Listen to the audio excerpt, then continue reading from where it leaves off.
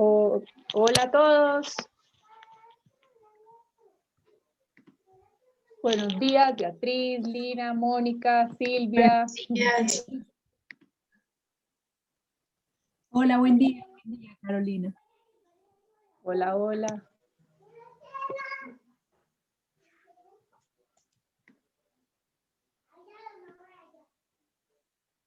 ¿Cómo están los que están en Bogotá? ¿Cómo se oyen las noticias de marchas hoy? Ahí vamos, yo ya vi que hay bloqueos en Suba y hay una concentración esperando por reunirse en Los Héroes. Entonces, vamos a ver. En Cali yo sé que ya hubo, yo sé que ya tumbaron por allá. Sí, en Cali ya ha habido. En Cali tumbaron la estatua del Alcázar. Sí, exactamente.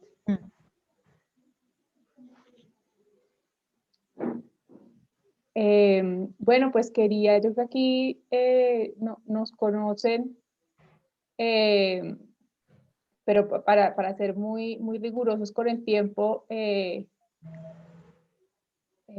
comencemos.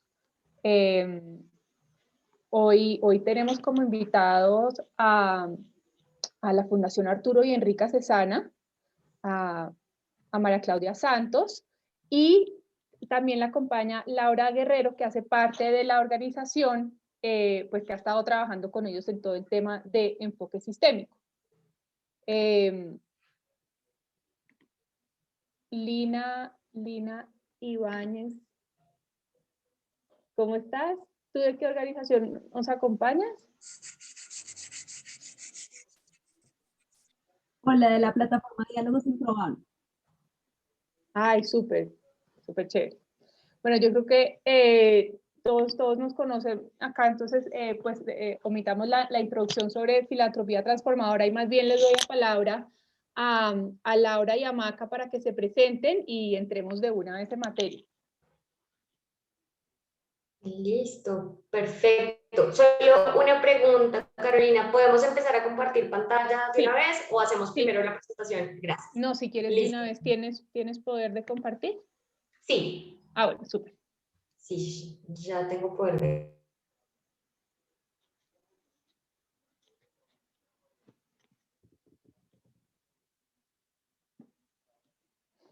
Te pusiste en silencio, Lau.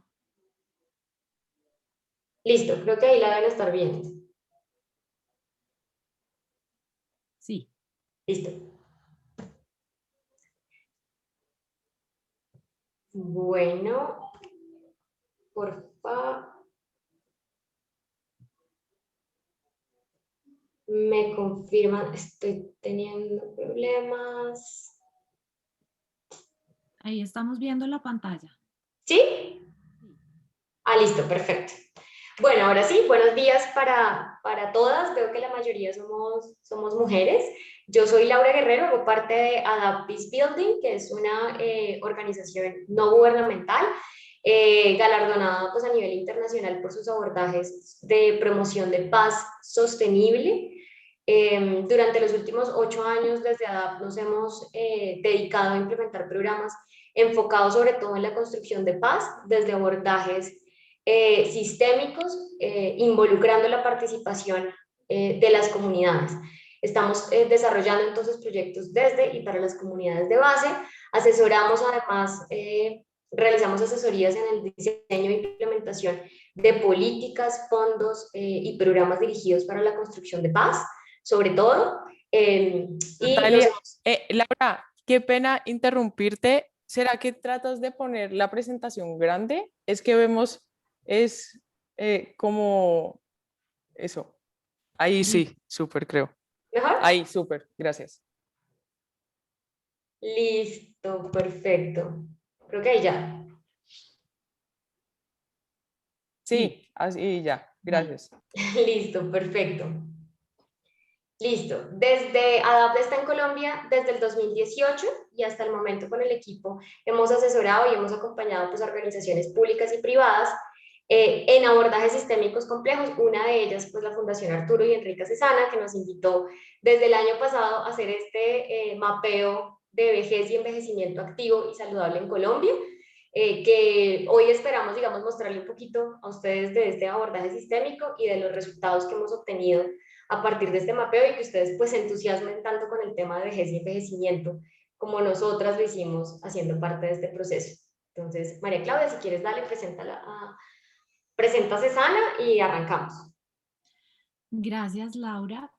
Pues la Fundación Arturo y Enricas, bueno, yo soy María Claudia Santos, yo soy la coordinadora general de la Fundación Arturo y Enricas Cesana, que se creó en el 2006 por don Arturo Cesana, con un lineamiento claro del fundador de ser una fundación de segundo piso, donde la mayoría de los recursos se destinaran a organizaciones operadoras que tuvieran la suficiente experiencia y trayectoria para atender con calidad a los más vulnerables, que en ese momento se definieron como los niños y las personas mayores. La Junta ha sido un activo fundamental en esta labor, que ha establecido criterios claros para orientar toda la inversión de los recursos, pero sobre todo ha tenido una inquietud permanente, que es cómo podemos ser más estratégicos con los recursos que tenemos.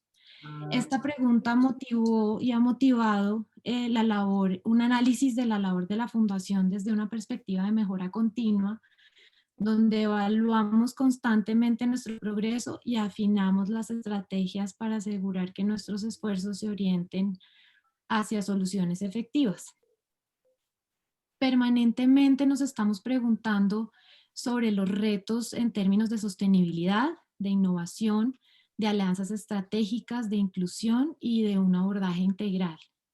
Y gracias a partir de esta mirada, FAES logró adquirir una claridad frente a cuáles eran las condiciones deseables de las organizaciones en las que queríamos invertir, de cuántos pudimos establecer el foco estratégico de esas inversiones y sabíamos cómo medir el impacto cumpliendo a cabalidad con la labor con la que fue concebida.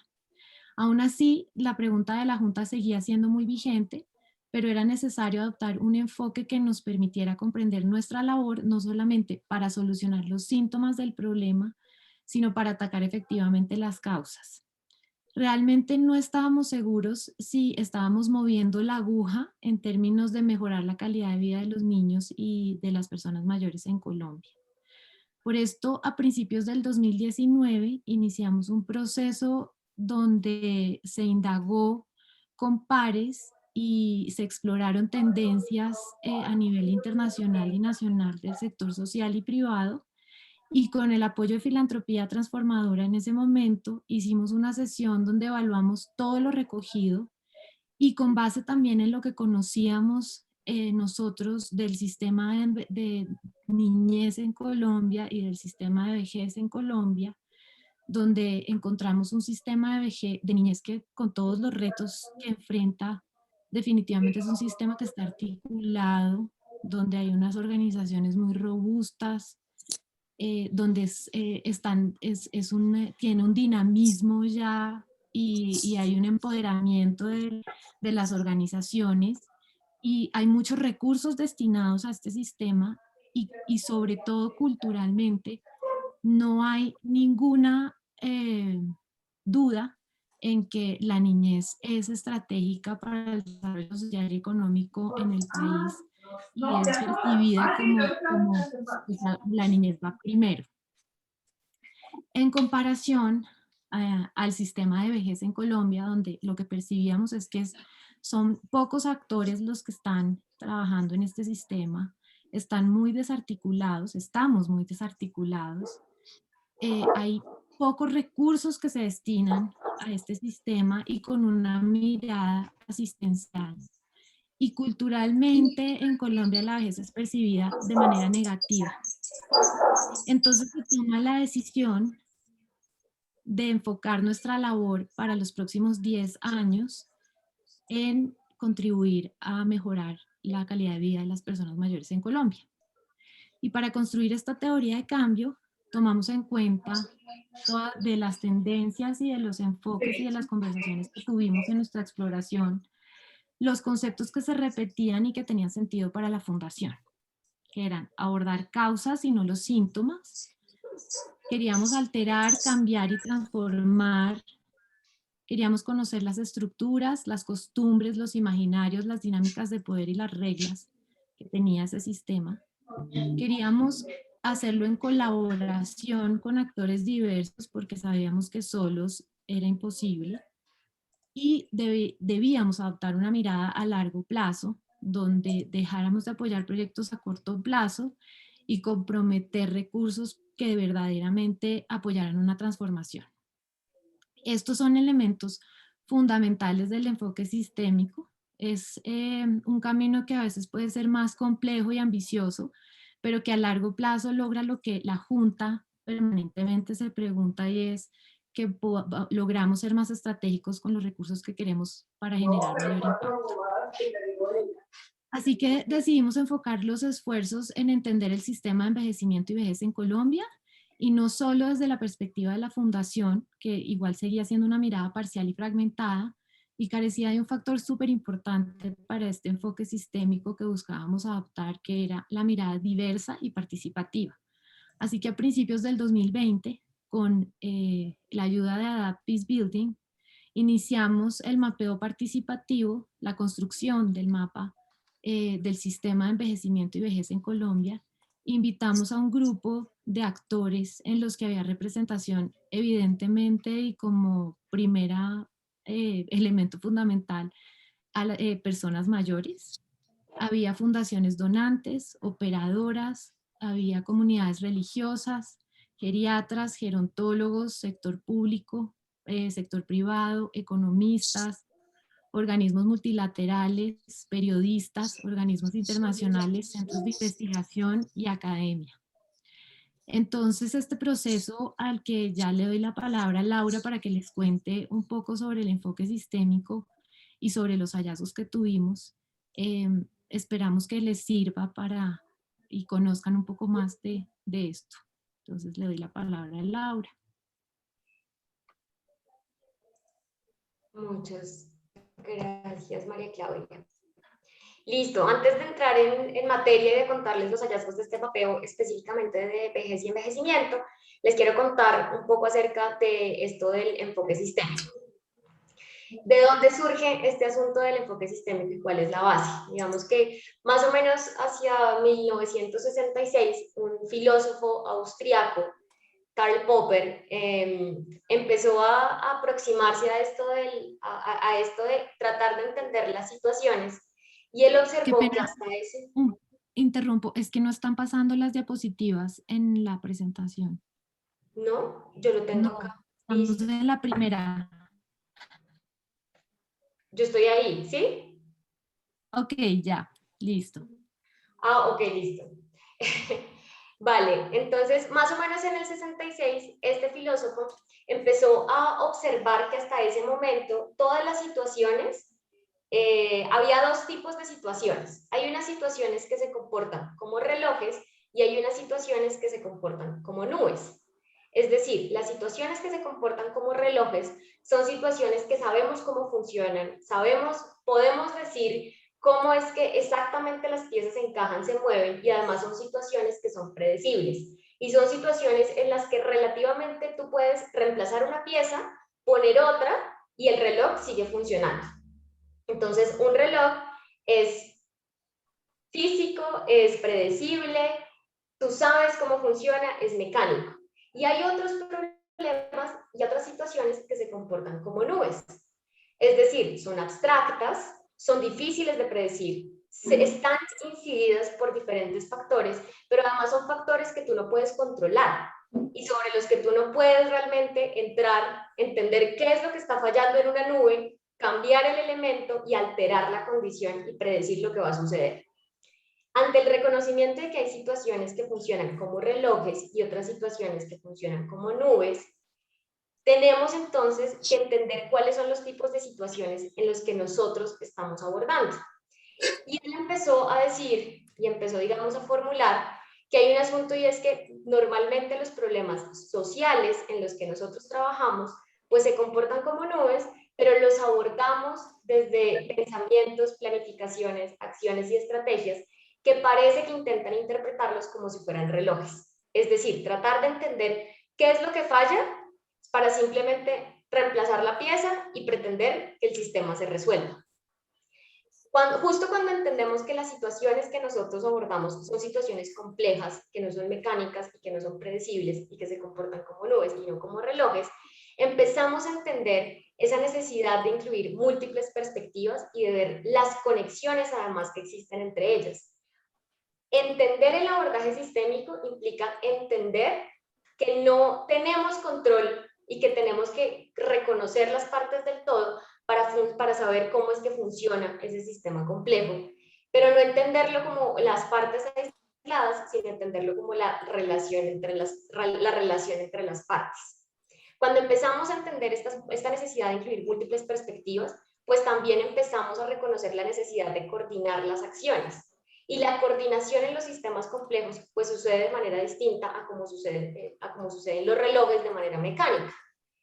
Cuando empezamos entonces a reconocer esta necesidad de coordinar las acciones, surge la necesidad de identificar quiénes son los actores que hacen parte del sistema, cómo se conectan y además en enfocarnos directamente en las relaciones y las conexiones que existen en ese sistema y no solamente en el funcionamiento de las partes aisladas.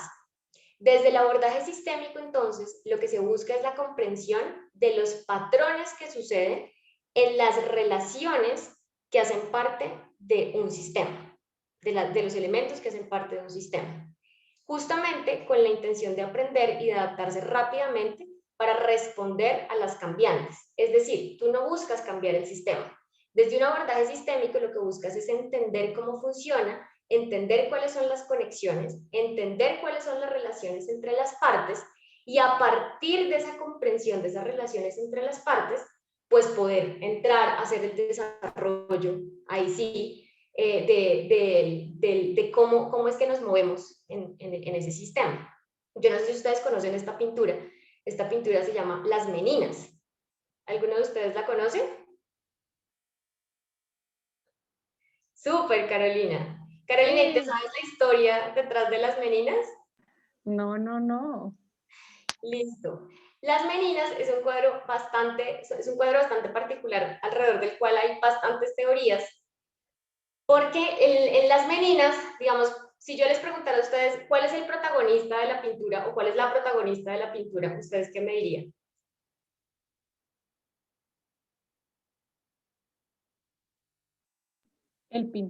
Pues, no sé, el pintor. Donaste. ¿Alguien más se anima por ahí a decirme quién es el protagonista o la protagonista de la pintura?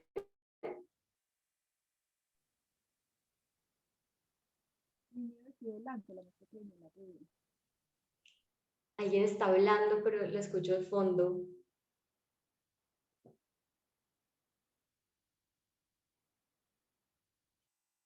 Listo, bueno, les cuento. En esta pintura, la infanta Margarita es esta niña que aparece acá en el centro vestida de blanco, pero a primera vista ella podría ser la protagonista del cuadro, porque es la persona que está en el centro del cuadro. Sin embargo, esta pintura al fondo tiene un espejo. Estas dos figuras que aparecen aquí al fondo, lo voy a resaltar con la función de acá de anotar. Esto que aparece acá al fondo es un espejo. Y en ese espejo aparecen los reyes. Y resulta que toda la pintura, aunque parece que el centro fuera la infanta Margarita, de este lado de la pintura se encuentran los reyes. Y todas las personas que aparecen en la pintura, si se fijan, tienen la mirada puesta de este lado del observador. Es decir, es una pintura en la que a primera vista tú puedes entender una cosa, puedes ver una cosa, pero cuando entiendes el contexto, entiendes los elementos de la pintura, empiezas a entender cómo esta pintura está inserta en un sistema más amplio, está inserta en un espacio más amplio y tiene además otras condiciones que no se alcanzan a ver a primera vista. Y eso es lo que sucede a menudo con los sistemas. Las partes que vemos del sistema, las relaciones y las conexiones que son visibles, están insertas en un contexto mucho más amplio que solamente podemos entender cuando empezamos a ver el detalle, empezamos a ver las partes, los elementos y empezamos a ver las interconexiones. Y detalles tan sencillos como una mirada o como la mirada de todas estas personas hacia afuera del cuadro empiezan a hacer la diferencia y empiezan a hacernos ver pues qué es lo que pasa alrededor y qué es lo que pasa afuera y cómo esto incide. Y esto se conecta con el enfoque sistémico porque justamente cuando no entendemos una situación, como comentaba María Claudia, cuando queremos comprender mejor, entendemos que nosotros solos no podemos dar la respuesta y entendemos que necesitamos conectarnos con los otros actores para entender cuáles son las diferentes perspectivas y entender además qué es eso que el otro ve que yo no veo.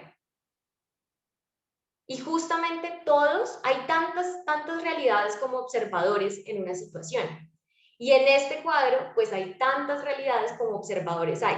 Cuando uno entra, digamos, si uno puede asumir la postura del rey, porque justo el rey esto era lo que estaba viendo.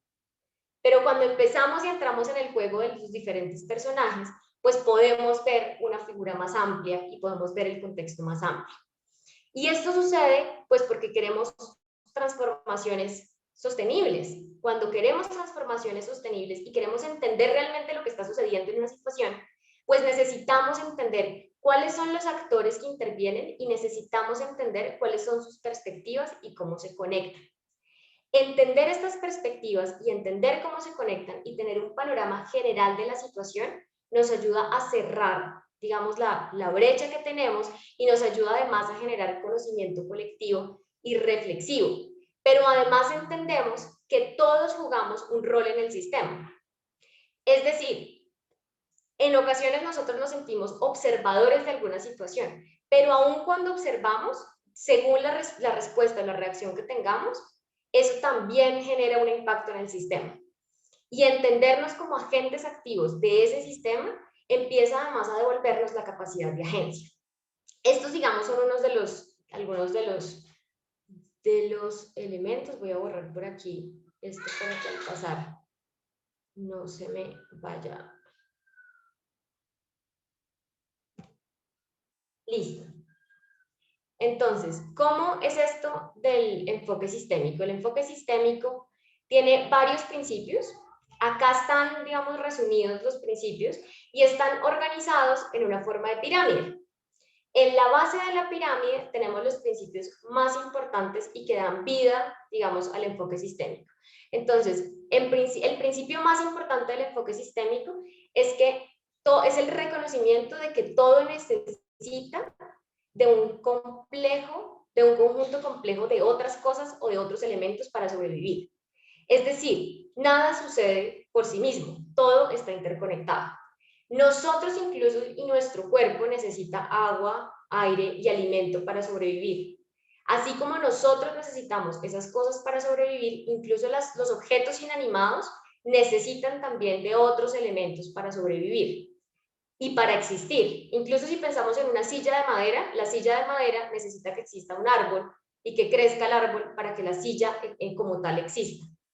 En este reconocimiento de interrelaciones y en este reconocimiento de que todo está conectado, desde el enfoque sistémico es clave porque el enfoque sistémico lo que hace es resaltar un principio fundamental de la vida, y es que todo está conectado. Y en este saber que todo está conectado, entendemos además que hay una mirada que no es lineal, es decir, no podemos decir que porque A cosa sucede, B cosa pasa, sino que todo está conectado y tenemos una mirada circular. Es decir, cada situación y cada suceso que acontece es el resultado de una serie de acontecimientos que lo rodean y que inciden sobre él, y que a su vez incide sobre otros elementos e incide para que esto se desarrolle. En esta mirada de que el pensamiento tiene una mirada lineal y no tiene una mirada circular y no una mirada lineal, hay una diferencia, digamos, importante en los límites que reconocemos, porque entonces empezamos a entender que los sistemas y que las situaciones no pueden ser definidas como una cajita que entramos a analizar y que entramos a identificar cuáles son las partes, sino que lo entendemos como parte de un todo. Y en este entenderlo como parte de un todo, reconocemos que los límites se vuelven difusos y que nosotros podemos poner la mirada en foco en una parte del sistema, pero reconocemos que nunca podremos dar cuenta del sistema completo. En este asunto, por ejemplo, del sistema de envejecimiento y vejez, nos enfocamos en los roles de las personas mayores. Y cuando empezamos a enfocarnos en los roles de las personas mayores, empezamos a poder entender la complejidad de los roles de las personas, pero siempre, digamos, este sistema y este mapa que hoy les vamos a presentar está conectado con otras situaciones que no alcanzan a recogerse en el mapa, pues porque hacemos parte de este mundo de interconexiones. Reconocer esto y reconocer que existen entonces estas múltiples perspectivas nos ayuda a construir una base para la reflexividad y la recursividad. Estos principios de interrelaciones, de límites, de perspectivas, lo que hacen es darnos el marco justamente para que podamos ir entendiendo e ir reflexionando sobre nuestra labor en el marco de ese sistema más amplio e ir entendiendo las conexiones que suceden en ese sistema más amplio. Esta base de reflexividad y recursividad, interrelaciones, límites y perspectivas nos facilita llegar a un asunto que es la autoorganización. Y es que reconocemos que los sistemas no los formamos, los sistemas sencillamente emergen. Y emergen a partir de las conexiones espontáneas que se hacen entre los distintos elementos. Entonces, cuando entendemos que el sistema no se forma y yo no lo formo y no es algo que esté ahí y que es controlable, sino que el sistema surge justo de todo esto, de las interrelaciones, los límites y las perspectivas, esta autoorganización y esta autopoiesis nos pone el reto de entender cómo es que pasa.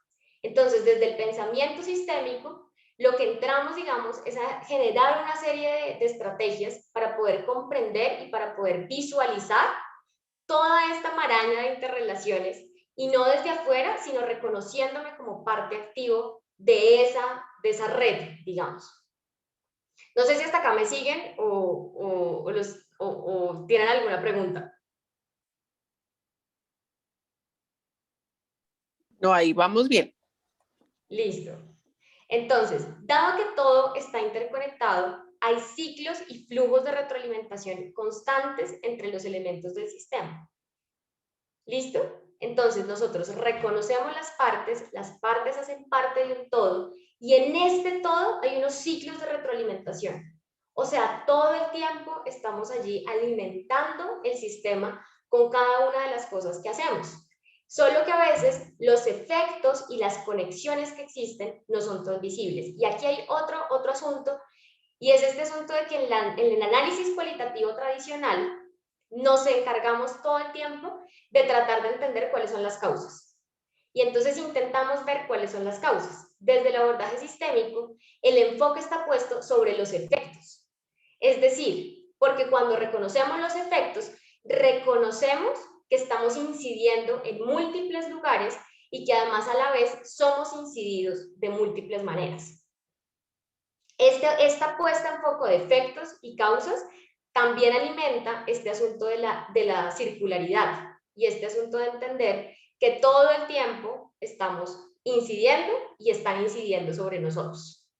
¿Listo? Entonces, el sistema funciona siempre de manera perfecta. Y eso también es algo muy importante desde el enfoque sistémico. El enfoque sistémico no cuestiona la forma en la que funciona el sistema. O sea, no entramos diciendo, es que el sistema funciona mal. No, el sistema no funciona mal. El sistema no se cuestiona. El sistema funciona de manera perfecta. Lo que entramos a entender es cuáles son las condiciones que existen en el medio para que el sistema funcione de la forma en que lo hace. Pero sin cuestionar el sistema. Y eso también hace una mirada muy distinta del abordaje cualitativo. Cuando entramos normalmente a hacer abordaje cualitativo, entramos con la idea de esto está mal y hay que resolverlo.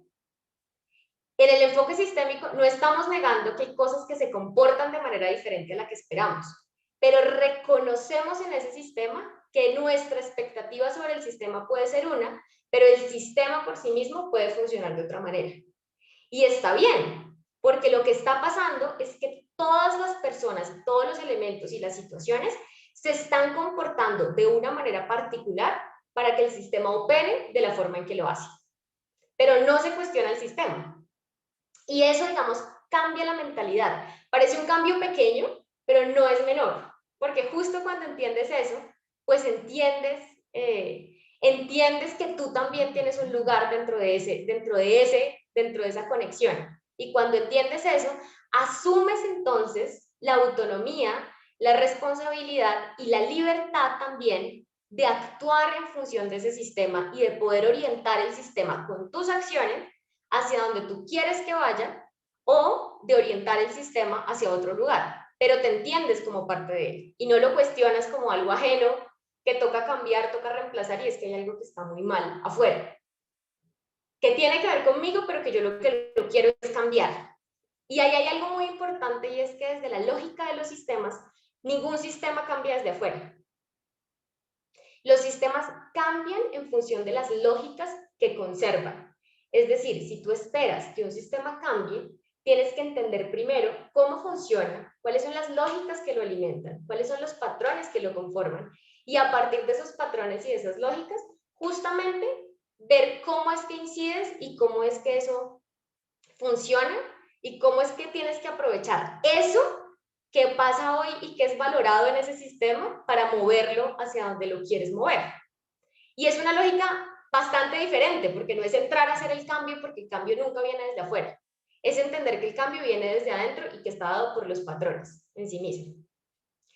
Todo este asunto de todos estos fundamentos del abordaje sistémico, lo que nos hace es pasar de entender el sistema, del individuo o de las partes a las relaciones. Es decir, nosotros desde el abordaje sistémico no se hace análisis, se hace síntesis, y eso es importante, porque el análisis lo que implica es tener unas categorías que tú quieres entender y que entendiendo esas categorías y entendiendo esas partes, pues entonces tienes una solución.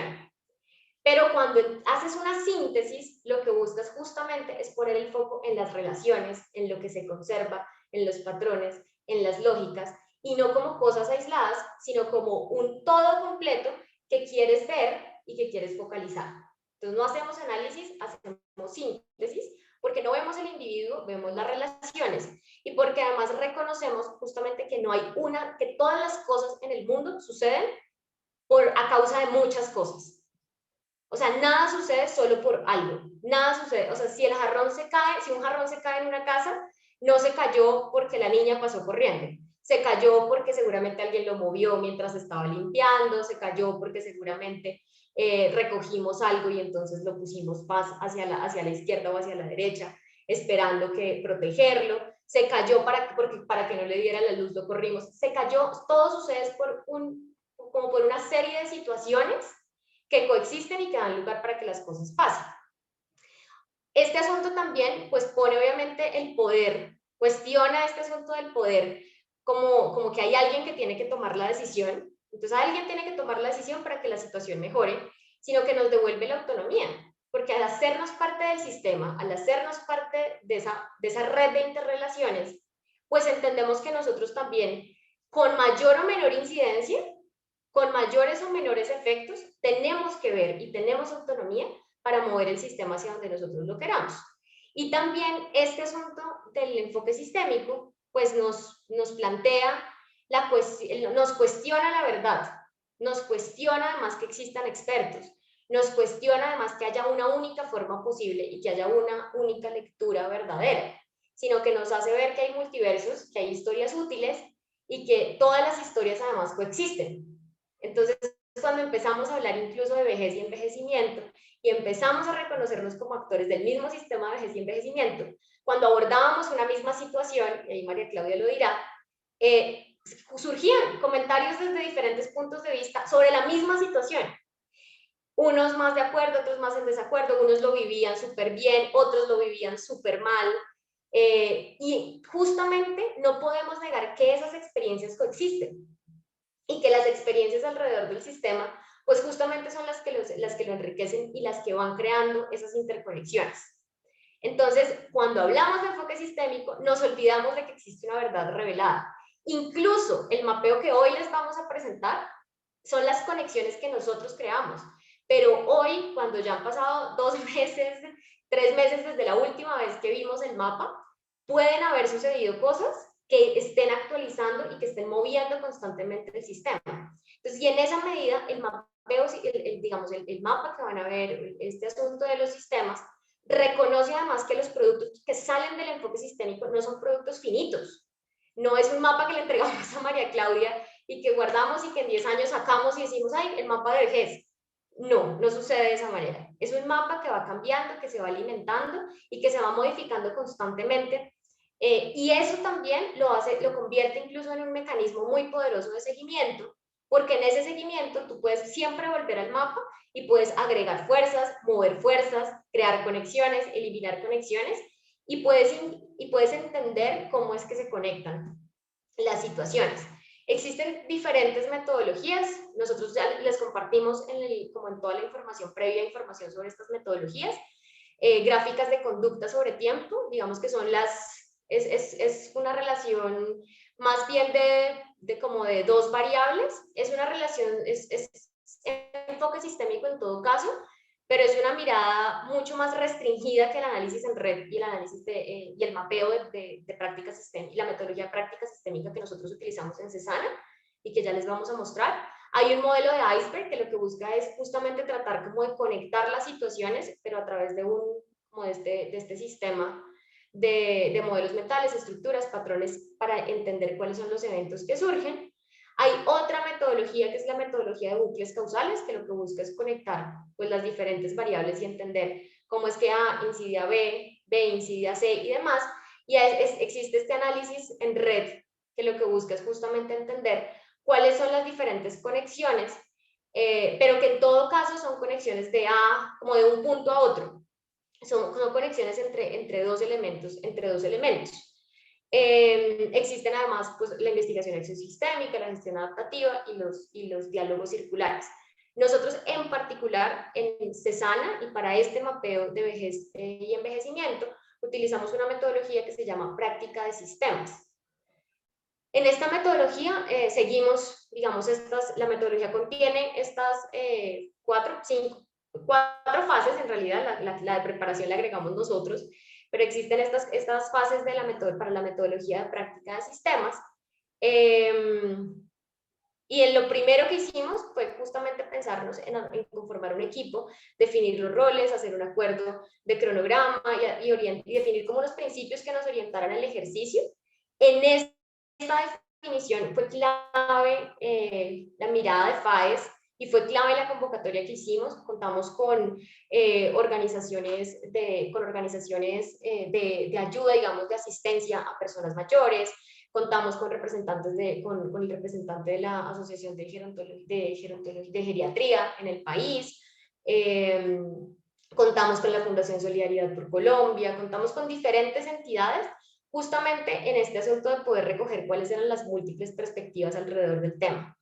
Luego hicimos una fase de comprensión del sistema y de construcción del mapa para capturar esas fuerzas y esos patrones clave. Entonces, en esta comprensión del sistema lo que hicimos fue identificar una estrella guía, una estrella cercana, es decir, cómo nos imaginamos que funcione de manera ideal el sistema de vejez y envejecimiento y cómo nos imaginamos que funcione en el corto plazo, en el largo plazo y en el corto plazo.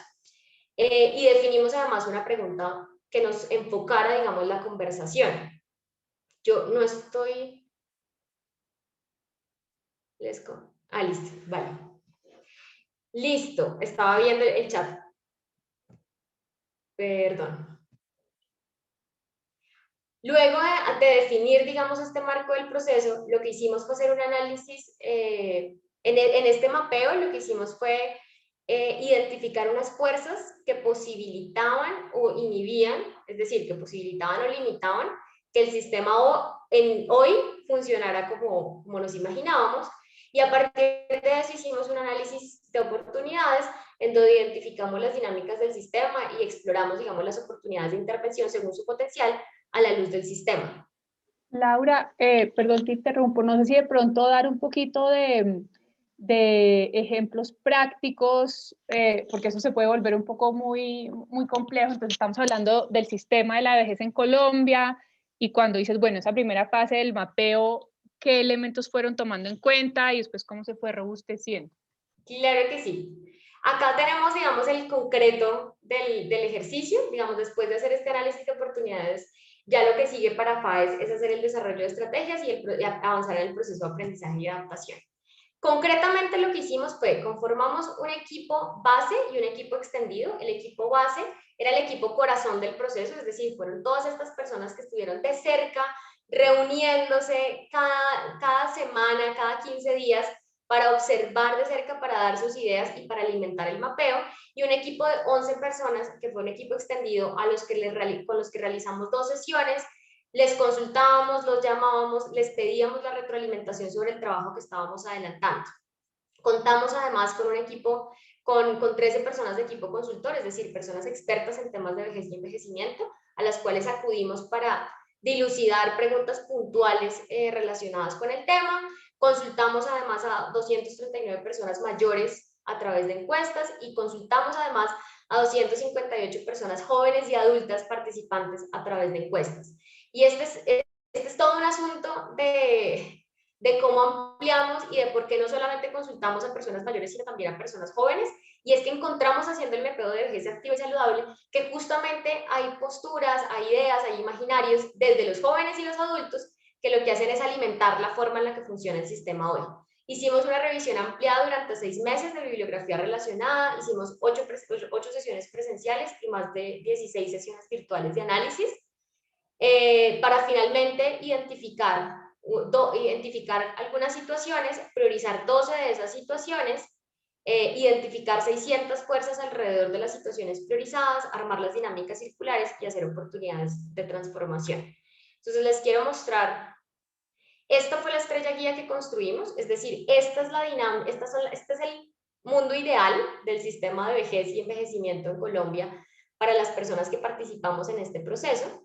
El funcionamiento ideal, al que se busca orientar el funcionamiento del sistema, es que en el largo plazo en Colombia las personas mayores reconozcan sus derechos, los ejerzan, participan activamente, incidan en una sociedad que concibe la vejez como un momento de la vida que tiene dinámicas de desarrollo, aprendizaje, diversión e intereses propios. Una sociedad en la que existan organizaciones de personas mayores y para personas mayores, que promuevan su liderazgo e incidan en la implementación de políticas públicas para la vejez diversa, incluyendo estrategias de corresponsabilidad entre Estado, familia y sociedad a partir de abordajes participativos, activos, innovadores, de cambios de pedagogía e integrales, saludables. Digamos, es el funcionamiento ideal del sistema. Esto es lo que nos soñamos para la vejez y el envejecimiento en Colombia.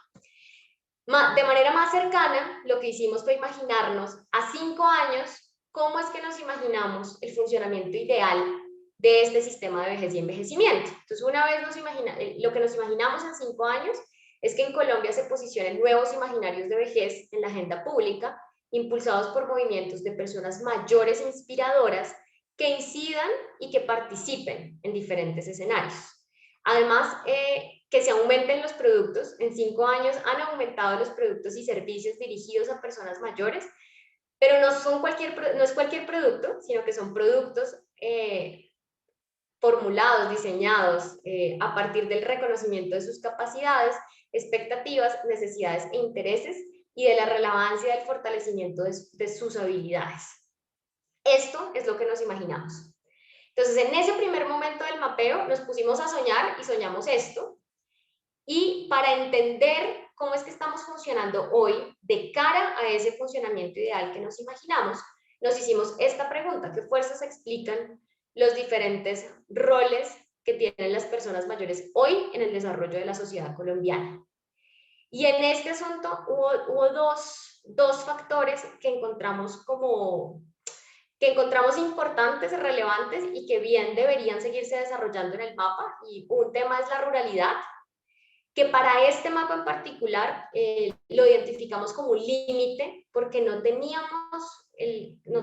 teníamos cómo desarrollar las conversaciones necesarias para dar cuenta del funcionamiento del sistema y de esta pregunta de vejez y de envejecimiento en el marco de la ruralidad. Entonces lo dejamos establecido como un límite del mapa, sobre todo para entender que el mapa, digamos, no tiene, digamos, esta finalidad y establecer cuál es nuestro foco y cuál es el punto en el que nos concentramos en el sistema. Y también hay otro asunto que surge y es este asunto del análisis interseccional. Y es que nos fuimos dando cuenta en el proceso que justamente la vejez y el envejecimiento tiene una forma particular de incidir en las mujeres. Y en esta forma particular de incidir en las mujeres, encontramos ciertos elementos que bien deberían ser analizados ahí sí, y ampliar este mapa, analizando mucho más este análisis interseccional de vejez y envejecimiento, especialmente en mujeres. Tenemos algunos indicios, tenemos algunos primeros resultados en el tema, pero lo cierto es que deberíamos seguir fortaleciendo el mapa en estos dos niveles para poder dar, pues, para poder abarcar. En este ejercicio puntual, el alcance que teníamos, pues no nos daba para reconocer, para profundizar en estos dos temas, pero los dejamos planteados como algo relevante, digamos, y como algo bastante importante. Les quiero mostrar acá el mapa, ahora sí, el famoso mapa.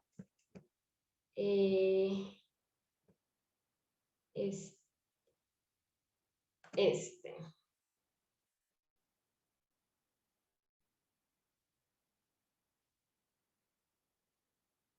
Estructura profunda. A ver.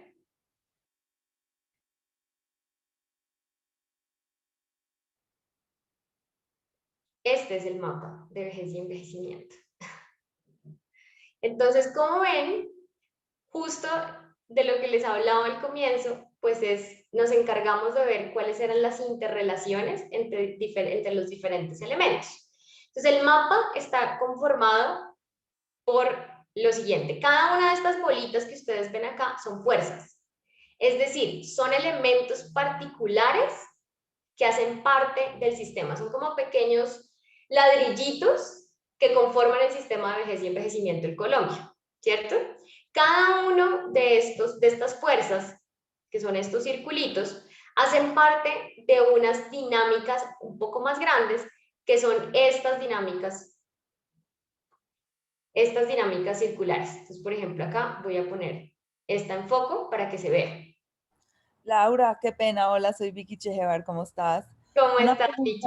No sé si me lo perdí al principio. ¿Cuándo se terminó este estudio? O sea, ¿qué fecha se cerró esto? Claro que sí, nosotros comenzamos desde febrero del año pasado. En febrero del año pasado lo que hicimos fue hacer la convocatoria a todas estas personas, a estos actores del sistema que desde FAES se consideraban durante la pandemia. Trascendentales. No, empezamos en febrero, un mes antes de la pandemia. O sea, toda esta información incluye todas esas variables de pandemia que afectó, pues, de alguna forma a esta población. Alcanzamos a tener en cuenta algunas dinámicas, qué pena les disculpo, se me está descargando el computador antes de... Listo. Okay, qué pena, gracias. Listo. Sí, empezamos en febrero del año pasado. En febrero del año pasado alcanzamos a tener 4 sesiones presenciales. En estas 4 sesiones presenciales definimos la estrella guía, que es como la forma en la que funciona el sistema a largo plazo de manera ideal. Alcanzamos a identificar las señales cercanas, que es esto de a 5 años, cómo queremos que funcione, cómo nos imaginamos funcionando el sistema en sus dinámicas ideales. Alcanzamos a formular la pregunta y alcanzamos a identificar las fuerzas. ¿Qué son las fuerzas? Alcanzamos a identificar todas estas bolitas, no conectadas. Entonces empezamos a identificar como, bueno, ¿cuáles son los elementos? Y los elementos y todas estas fuerzas los identificamos a partir de las experiencias de las personas. Entonces lo que hacíamos era preguntar, pues bueno, ustedes, ¿cuáles son las situaciones que hoy posibilitan que este escenario ideal que nos imaginamos se dé en el marco de esta pregunta y cuáles son las situaciones que hoy están limitando que ese escenario ideal que nos imaginamos se dé en el marco de esta pregunta? Esa, digamos, fue como el orientador. Entonces, presencial, identificamos todas las bolitas, los circulitos. Y luego de que teníamos todos estos circulitos, empezamos a identificar entonces cuáles eran los factores estructurales, cuáles eran los factores actitudinales y cuáles los transaccionales. Es decir, hicimos una revisión como para garantizar que estábamos revisando los diferentes factores que inciden en el sistema y que hacen parte del sistema. Y una vez teníamos todas estas bolitas, lo primero que hacemos es tener todo esto, empezamos ahí sí a empezar a construir las dinámicas circulares. La construcción de las dinámicas circulares la hicimos de manera virtual. No la alcanzamos a hacer presencial, fue algo que hicimos en pandemia, que hicimos entre marzo y noviembre del año pasado a través de reuniones virtuales constantes. Cada 15 días nos encontrábamos con este equipo base y lo que hacíamos era hablar de vejez y envejecimiento y hablar de cómo conectar las diferentes situaciones. Entonces, lo hicimos, digamos, el principio lo hicimos presencial, lo demás lo hicimos virtual, y en las conversaciones virtuales nos fuimos dando cuenta que el mapa generaba otras conexiones a partir de la pandemia. Y eso también es algo muy interesante porque por lo menos toda la zona de tecnología fue una zona que se hiperconectó a partir de la pandemia. Claro, claro. Era algo que no teníamos pensado, como que al comienzo era como, pues sí, revisemos tecnología, pero pues es que las personas mayores casi no usan tecnología y no sé qué. Y dimos como unas conversaciones, pero luego de la pandemia, en el medio de la pandemia, se pasaron muchas conexiones. De hecho, esta es una de las zonas que, si se fijan, por eso tiene muchas conexiones, como muchas conexiones de doble vía. Es decir, pues la tecnología es algo que se puede aprovechar de manera positiva o de manera negativa, según el contexto en el que estés. Y esto, digamos, fue algo importante que se reconoció justo por haber hecho esto en el marco de la pandemia. Teníamos una persona mayor en el equipo que también nos informaba de primera mano de su experiencia con este asunto de la tecnología en el marco del COVID-19. Listo, entonces lo primero que hacemos es identificar las bolitas, que son las fuerzas. Luego de que tenemos todas las bolitas, empezamos a través de conversaciones recursivas, o sea, todo el tiempo reflexionando a través de nuestras experiencias, a conectarlas para dar origen a las dinámicas circulares.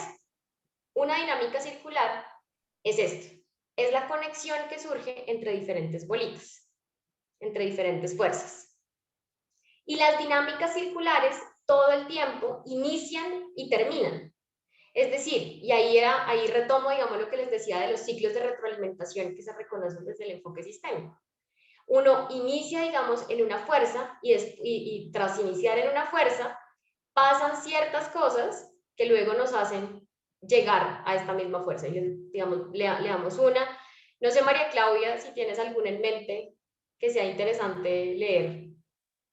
Yo creo que esa que tenías de enfoque de personas mayores participando es clave y que también puede contextualizar mucho lo que encontramos durante la pandemia, que fue que por primera vez en Colombia personas mayores que tienen un nombre, famosas, que son líderes, por primera vez en Colombia se reconocieron como personas mayores con todo esto de la revolución de las canas. Eso fue bien interesante mirarlo a la luz del mapa porque nos arrojó muchas luces de la importancia que tiene que las personas mayores pues se reconozcan como personas mayores y se sientan orgullosas de ser personas mayores y muestren estereotipos o formas de envejecimiento diversas, modernas, líderes actualizados que antes no se visibilizaban a nivel de noticias o a nivel de comunicación en Colombia. Entonces creo que eso fue también otro de los temas que identificamos durante la pandemia y pues que a la luz de los roles, que era el límite que teníamos en el mapa de los roles de las personas mayores, esa situación en particular nos arrojó como muchas luces en el map durante el proceso de mapeo. Esto que dice María Claudia a propósito digamos, de esto, aquí, por ejemplo, la presencia de personas mayores en espacios de participación, visiblemente en el mapa, es un nodo. Es decir, es un tema es una fuerza sobre la que incide, pero que además desencadena varias de las situaciones dentro del mapa. Es decir, la participación de personas mayores, la presencia de personas mayores en espacios de participación es algo que está incidiendo de múltiples maneras, digamos, en este mapa de vejez y envejecimiento. En este en particular, lo que vemos es justamente la participación de personas mayores en pro de personas personas mayores. Y les voy a leer la dinámica para que nos hagamos una idea de cómo es que está construido el mapa, y ya luego pasamos a los hallazgos y empecemos, digamos, a abrir esta conversación sobre lo que encontramos. Entonces, entre más presencia de personas mayores en espacios de participación, más personas mayores ejercen su agenda ciudadana, su agencia ciudadana. Y entre más las personas mayores ejercen su agencia ciudadana, más las personas mayores se cohesionan, es decir, más se unen. Y entre más las personas mayores se unen y se cohesionan, empiezan a agruparse alrededor de sus intereses, paradigmas y derechos. Y entre más se empiezan a agrupar alrededor de sus intereses, paradigmas y derechos, pues más las personas mayores amplían su red de apoyo. Y entre más las personas mayores amplían su red de apoyo, pues hay más presencia de personas mayores en espacios de participación. Entonces, de esta manera se construyen las dinámicas circulares. Tomamos cada una de las fuerzas y empezamos a identificar cuáles son las conexiones, sobre qué inciden las fuerzas y qué fuerzas las inciden, digamos. Y empezamos a tejer esta red y empezamos a tejer este sistema de vejez. Y empezamos a identificar pues cosas que a simple vista, digamos, parece que no, como que no son tan visibles, pero que justo cuando reconocemos la sinergia que existe entre las fuerzas, pues se nos hacen tangibles y empezamos a ver. Y acá voy a dar paso a los hallazgos. Listo, entonces, ¿qué encontramos en este mapeo de vejez y envejecimiento? Uno de los hallazgos más importantes es este asunto de que existen roles restringidos, las personas mayores tienen roles restringidos. Digamos, normalmente los dejamos asociados a labores que usualmente no son remuneradas y que además son poco valoradas socialmente. Pero además tienen un rol restringido, y es que o son personas que están para brindar cuidado o son personas que están para ser cuidadas. Entonces, en este asunto de restringirles y de restringirlos a cuidar o ser cuidadas, pues empezamos a generar una valoración de las personas mayores en función de su pasado y no de su presente. Entonces, con las personas mayores normalmente el relacionamiento que tenemos es de la historia que estas personas tienen, pero no de la historia que tienen hoy.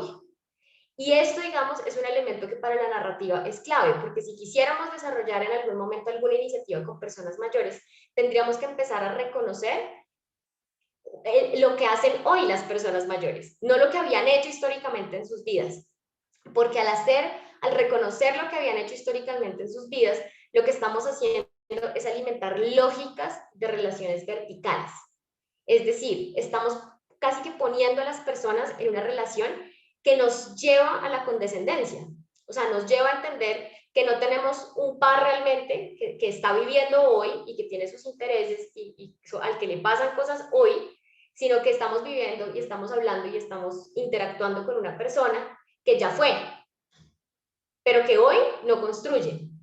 Y esa lógica, que a veces no se nos hace tan visible, nos lleva a una relación de condescendencia, en donde las personas mayores, que refuerza, digamos, este asunto de que las personas mayores están o para brindar cuidado, porque tienen todo el bagaje, la experiencia y el conocimiento, o que están para ser cuidadas, pues porque ya no están construyendo y ya no están, digamos, en este asunto de progresar. El rechazo entonces hacia esta población y a esta etapa de la vida alimenta la resistencia del autorreconocimiento. Y es que en tanto pues mantenemos esta lógica y mantenemos unos roles restringidos en donde las personas mayores o cuidan o son cuidadas, pues ninguna persona, digamos, va a querer interesarse y se interesa en este asunto de la vejez y el envejecimiento. Y cada vez además nos alimentamos la idea de que el anti-envejecimiento es lo que tenemos que hacer. Y en este anti-envejecimiento, pues es la negación, porque no queremos justamente llegar a eso en lo que hoy están las personas mayores. Pero eso en lo que hoy están las personas mayores, pues es una situación que incluso nosotros, con las personas mayores que tenemos cerca, cuando las tratamos de esta manera y las valoramos en función de su pasado y no de su presente, pues estamos reforzando. Este asunto de los roles restringidos lo que hace es ir segregando a las personas mayores y confinándolas en esto de la esfera de lo privado. Entonces, ¿cómo las confinamos? pues las confinamos en casa, por ejemplo. Son personas que ya, que desde este asunto de no están construyendo, no están como en la dinámica, no están en la actualidad, pues las mantenemos en la casa, o las mantenemos en lugares de cuidado, o las mantenemos en lugares en donde casi que sucede su vejez y sucede el envejecimiento, aislado de los lugares públicos, y no vemos personas mayores. Y este asunto de no ver las personas mayores, pues es algo que nos reta, porque como no vemos a las personas mayores en la calle, no vemos el envejecimiento, no nos dejamos ver como personas que envejecemos, pues empezamos a negar esta historia y empecemos a no autorreconocernos y a seguir alimentando este asunto de que son personas que o cuidan o son cuidadas. Todo este asunto está incidido, digamos, ha tenido un giro en los últimos años por los cambios en la estructura familiar. Y esto es algo que yo creo que es bastante positivo, y es que los cambios en la estructura familiar ha hecho que cada vez las familias sean más pequeñas y cada vez además haya más personas mayores viviendo solas. Y en este asunto de las personas mayores viviendo solas, pues surgen personas mayores con historias alternativas, con historias diferentes, y que nos muestran otras maneras de vivir la vejez. Que no es que no hayan vivido las otras personas mayores de esa manera, pero que al vivir solas sí son más visibles.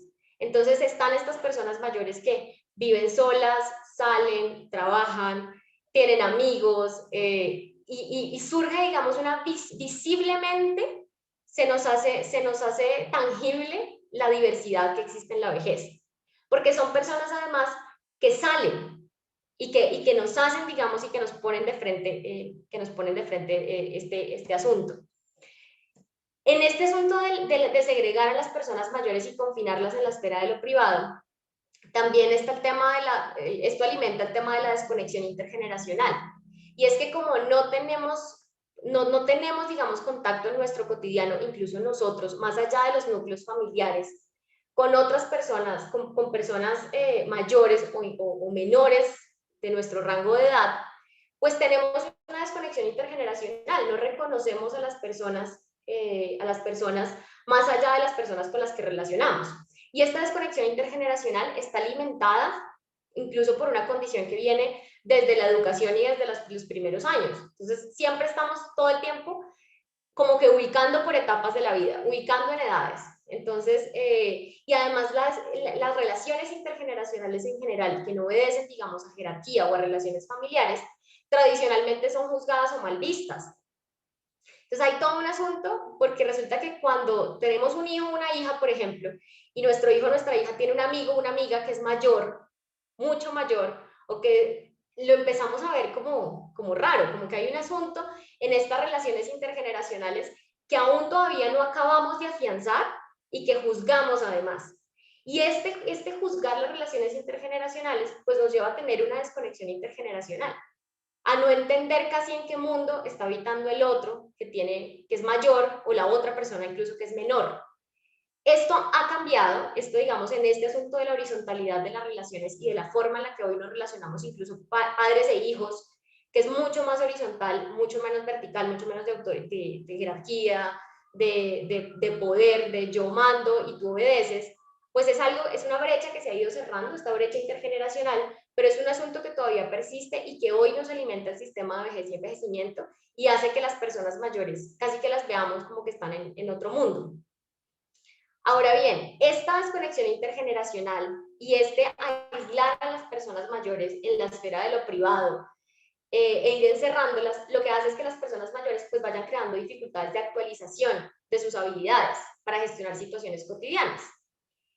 Y este asunto de la actualización es supremamente importante. Incluso el estar actualizado es lo que te permite estar en conexión, es lo que te permite estar con otros. Y justo cuando las personas empiezan a desactualizar sus habilidades, pues empiezan a quedarse, digamos, aisladas, y esto empieza a generar un deterioro de sus redes familiares y laborales. Esto además, en este asunto del cambio de la estructura familiar y de cómo hoy las personas mayores están empezando a vivir solas y están empezando a trabajar y están empezando digamos, a verse en otros espacios, ahí hay toda una conversación sobre el papel relevante de los amigos y de las nuevas relaciones que hoy surgen, que no teníamos antes. Entonces hoy estamos valorando mucho más los amigos, las nuevas relaciones, la posibilidad de estas personas mayores de construir, e incluso nosotros mismos, que estamos todo el tiempo en proceso de envejecimiento, estamos encontrando que ya las familias, digamos, como las conocíamos antes, no están siendo vistas y recibidas como el apoyo principal, sino que estamos empezando a apalancar nuestras relaciones con amigos y con otros contactos. Esto, digamos, este asunto de aislar a las personas mayores y de mantenerlas en lo privado trae además consecuencias sobre su salud integral, justamente por la disminución de los espacios de relacionamiento. Entonces, hay todo un asunto de cómo articular, cómo fortalecer estas relaciones intergeneracionales, pero además las redes extralaborales, de nosotros incluso, para que cuando seamos personas mayores, pues no dependamos enteramente de nuestras familias y nuestro único círculo no sea el círculo familiar, sino que tengamos un círculo de apoyo mucho más amplio con el que podamos mantener la interacción y con el que podamos mantenernos actualizados mientras estemos en la vejez. Encontramos también que para las personas mayores, las condiciones socioeconómicas son un factor que se comporta no como una barrera, sino como un límite de la autonomía. ¿Y esto qué quiere decir? Quiere decir que casi que la condición económica que tú tengas cuando empiezas a ser persona mayor es la condición que va a determinar la forma en la que tú vas a desarrollar tu vejez. Entonces, si tienes buenas posibilidades, si tienes unas buenas posibilidades económicas cuando entras a la vejez, pues como que lo vas a poder solventar y eso va a ayudar a tus relaciones. Pero si entras, digamos, con una situación económica que sea difícil, esta situación económica es una barrera. Es casi que el estatus o la situación económica en la que tú estés cuando empiezas a ser persona mayor es la situación límite, es la situación que te va a permitir o no desarrollar tu vejez. Y esto es diferente en las otras etapas de la vida, porque uno todo el tiempo está pensando en que uno puede tener otro trabajo, puede tener más ingresos, puede diversificar sus fuentes de ingreso, puede invertir en otras cosas. Y esto en otras etapas de la vida es percibido como normal. O sea, es súper normal. O sea, Vicky va a comprar su cuarto apartamento. Vicky va ahora a invertir en un lote, va a construir una finca, va a buscar un nuevo trabajo. O sea, esto en otros momentos de la vida es supremamente normal y cotidiano. Pero cuando tenemos a una persona mayor que justamente lo que busca es empezar a conversar, a tener otras conversaciones relacionadas con lo económico, es como, no, pero cuida a tus nietos, pero ven, ¿por qué no inviertes? ¿Por qué no nos ayudas al viaje familiar? Entonces es como que empezamos también a juzgar a estas personas mayores y a su economía, porque entendemos casi que la economía de las personas mayores tiene que estar en función de su núcleo familiar. Y todas estas situaciones, pues hacen que estas condiciones socioeconómicas se comporten no como una barrera, no, o sea, no es como una cosa que sí, que existe y que podemos superar, sino que para las personas mayores sobre todo es un límite. Entonces vemos mal casi que las personas mayores tengan alguna aspiración económica o tengan como que quieran diversificar sus ingresos o quieran conseguir trabajo o quieran hacer diferentes cosas, porque entendemos que para ellas ya, o sea, como, ¿por qué vas a estar en esto? Y esos señalamientos suceden porque hay algo que culturalmente hemos apropiado y hemos normalizado y respetamos y acogemos incluso todos, y es que hay una trayectoria de vida normalizada. Entonces, todos sabemos que nacemos, vamos a la primaria, vamos aquí, vamos allá, hay como unos hitos en la vida que todos conocemos y que hemos normalizado y que hemos apropiado y que además incluso hemos seguido como si fueran parte del sueño propio. Entonces, en esta trayectoria de vida normalizada, la trayectoria de vida normalizada es una en la que el cambio y el aprendizaje es una pendiente en ascenso constante, es decir, todo el tiempo estamos cambiando, aprendiendo, creciendo, ¿cierto? Primaria, bachillerato, pregrado, maestría, doctorado, y llega un momento en que ese ascenso de cambio y aprendizaje la tasa de aceleración disminuye. Es como que vamos subiendo y llega un punto donde ¡chan! Y entendemos casi que llegamos a una meseta, en donde ya no se espera y por el contrario se juzga que haya cambios radicales. Entonces todo el tiempo estamos en una carrera de progreso y de ascenso, y cualquier cosa que vaya en contra de ese progreso y de ascenso es algo que juzgamos. Entonces, por ejemplo, una persona que tenga ya una maestría, o sea, es muy mal visto que se devuelva a estudiar un pregrado. O sea, si ya tienes una maestría, o te haces otra maestría o te haces un doctorado, pero ¿cómo te vas a devolver a estudiar un pregrado? O cómo vas en este momento, digamos, a cambiar de pareja. Uy, ¿cómo te vas a divorciar? Si es que ya te casaste, ya tienes un hijo, ¿por qué te vas a divorciar? Y hay como todo un asunto de mantenernos en esta curva de aprendizaje y cambio, pero llega un punto donde nos estabilizamos y empezamos a juzgar y empezamos a señalar estos cambios radicales.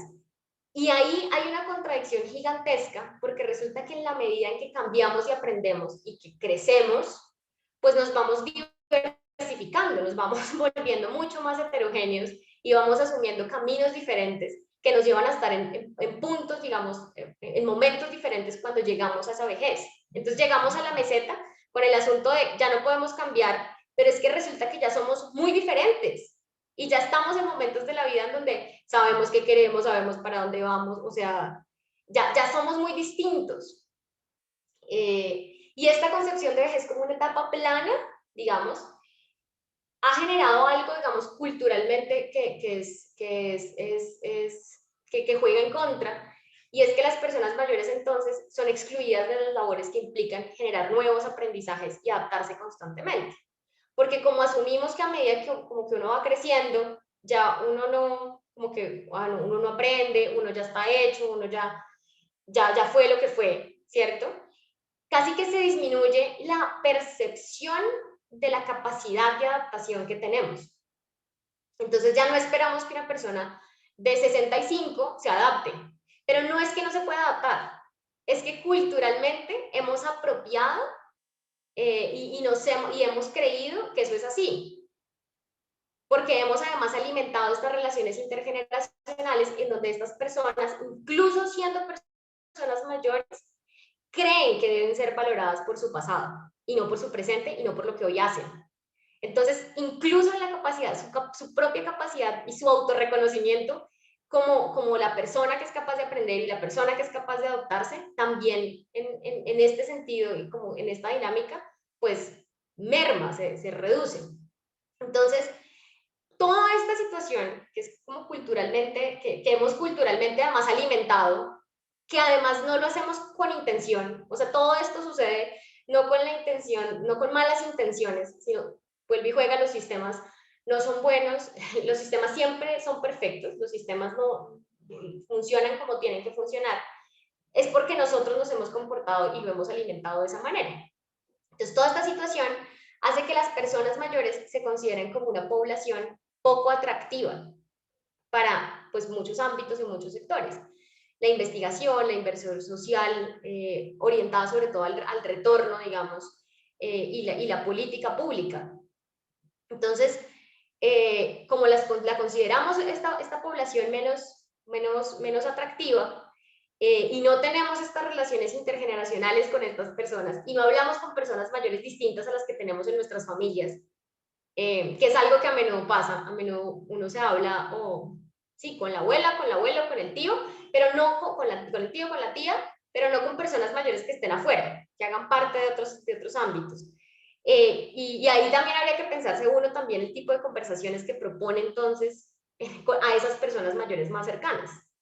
Si las tenemos también en una relación de consejo, y casi que los tenemos como consejeros a los que vamos y acudimos y entonces nos iluminan, o si las tenemos como pares con los que conversamos lo que sucede en la actualidad y les preguntamos por lo que sucede, por lo que hacen hoy, por lo que hicieron, por lo que sueñan, por lo que se imaginan, por lo que quieren. Y ese es un punto bien importante, y es como uno entonces empieza a reconocer cuáles son las capacidades que uno tiene para incidir en ese sistema. En ese desconocimiento, ese no hablar, digamos, con personas mayores y esa desconexión hace que desconozcamos sus necesidades, desconozcamos además los cambios de la vejez desconozcamos además las posibilidades que tiene la vejez y el envejecimiento. Y lleva incluso que las personas, las organizaciones que atienden a personas mayores, lo hagan desde una postura sobreprotectora. Entonces, este asunto también de entenderlas en pasado y no en presente, casi que va poniendo un velo, que uno no alcanza a ver, es como un velo ahí traslúcido en la relación, pero que hace como que uno siempre tenga, o sea, como que uno sienta este asunto de tener que estar ahí cuidando. Entonces, incluso en este asunto de sentir que las tenemos que cuidar, pues también les vamos cortando su autonomía y les vamos restando la posibilidad de conversar de cosas diferentes y le vamos restando su visibilidad, si quieren, en otro tipo de entornos diferentes a lo privado. Hasta ahí vamos bien, me siguen. María Claudia, ¿quieres comentar algo? Hasta ahí vamos bien. Yo por ahora está perfecto, no tengo nada que comentar adicionalmente. Solo que es impresionante cómo cuando uno empieza a mapear el sistema desde la mirada de la vejez, pues hay una cantidad de temas que se interrelacionan y que uno sería feliz también mapeándolos, como la estructura familiar, como las percepciones culturales de la sociedad, porque realmente esas percepciones y esas estructuras son las que determinan también lo que pasa en este sistema. Y además estábamos en pandemia todos encerrados y ahora que te estoy oyendo, Laura, es impresionante cómo llegamos a profundizar en temas tan existenciales que de pronto si hubiéramos no estado en pandemia no lo hubiéramos, no lo hubiéramos hecho tanto. Sí, es cierto. Es cierto, la pandemia también nos puso a reflexionar, ¿no? Además porque la pandemia puso en el centro sobre todo a las personas mayores, entonces también nos hizo pensar mucho más en la relación que nosotros mismos tenemos con nuestras personas mayores. Hay todo un asunto entonces porque pues esto de mantenerlas en la esfera de lo privado y por todo esto que hemos conversado, pues las personas mayores terminan siendo invisibilizadas y sus cambios y necesidades terminan siendo menos estudiados y menos comprendidos. Y yo creo que esto o sea, si lo pensamos, digamos, hace 45 años, la expectativa de vida era menor, la posibilidad además de convivir con enfermedades crónicas por largo tiempo y de tener, digamos, la expectativa de vida era mucho más corta. Hoy tenemos esta conversación sobre vejez y envejecimiento, yo creo que hoy sale a la luz también a partir de todos estos avances que hemos tenido en medicina y del avance además en la expectativa de vida. Y además la posibilidad de pensarnos en una vejez diferente también sucede justo por asuntos como la tecnología y por los avances y los desarrollos que hacen que hoy tengamos a personas mucho más activas. Y ahí hay un riesgo y es caer en esto de pensar que las personas mayores, al no verse, pues, con el bastón y entonces llenas de canas y súper mal y en la enfermedad, entonces son adultos. Y ese es un riesgo que hay. Y es entonces, ¿cuál es ese límite entre este asunto de la adultez y la vejez? Y reconocer que estamos viviendo la vejez, pero que la estamos viviendo de manera distinta. Y que hoy en la vejez entonces coexistimos con enfermedades crónicas y podemos tener ciertas condiciones, pero en todo caso nuestra vida no se afecta. Pero no somos adultos. No somos adultos. Y eso es súper importante porque incluso a uno le pasa. Cuando uno ve a una persona y le pregunta su edad y esta persona dice que tiene 65, 70, pero no se ve como lo que uno se imagina de una persona de 70, uno en automático dice, no, hombre, tan joven. Y la relación con esa persona empieza a darse como si esta persona estuviera en la adultez. Es decir, empezamos a exigirle, a esperar, a relacionarnos con ella como si estuviera en la adultez. Y no, esta persona no está en la adultez, está en la vejez, solamente que en la vejez se vive de una manera diferente. Y eso nos pone una conversación que no hemos tenido. Y es este asunto entonces, ¿cómo abordamos la vejez? Si la vejez no es lo que hace 45 años, porque las personas hoy no se están muriendo a la edad que nos dijeron que se supone que uno ya llega el fin de su vida, es que ya eso no está pasando, es que no nos estamos muriendo cuando nos dijeron que moríamos, no es este asunto de que llegamos hasta viejitos y llegamos hasta viejitos y terminamos y nos vamos de este mundo, sino que llegamos hasta viejitos y ¿ahí qué? Y en este asunto no tenemos todavía historias visibles, digamos, a la mano, de poder decir cómo es que están viviendo estas personas de 70 años que aún siguen enteras, como diríamos coloquialmente, o que siguen intactas, pero que son personas envejecidas, que están viviendo su vejez.